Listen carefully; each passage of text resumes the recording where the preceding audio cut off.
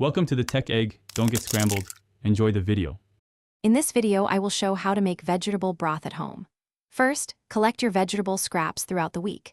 Think about onion skins, carrot peels, and celery ends. You can even add mushroom stems for extra depth.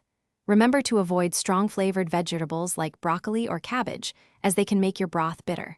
A good rule of thumb is to use about 2 cups of scraps for every 4 cups of water. This ratio ensures a flavorful base for your cooking. Once your scraps are in the pot, cover them with cold water, ensuring they are submerged by at least 1 inch. Now, it's time to add some aromatics. A couple of bay leaves, a teaspoon of whole black peppercorns, and a few sprigs of fresh parsley will elevate the flavor profile significantly. Bring everything to a gentle simmer, then reduce the heat to low. Let it cook for about 45 minutes to an hour, allowing the flavors to meld beautifully. After simmering, it's time to strain your delicious homemade broth.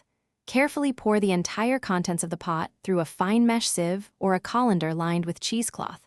Make sure to press down on the solids to extract every last drop of liquid gold. Discard all the cooked vegetable scraps. Their work is done. Let the broth cool completely before transferring it to airtight containers. It will keep fresh in the refrigerator for up to 5 days. For longer storage, freezing is your best friend. You can pour cooled broth into ice cube trays for small portions or into freezer-safe bags, leaving about 1 inch of headspace for expansion.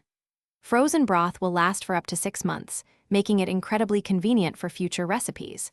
Use your homemade broth as a base for soups, stews, risottos, or to deglaze pans.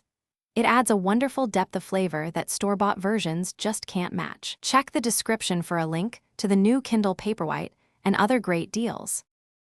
Thanks for watching. Consider subscribing if I helped unscramble your problems.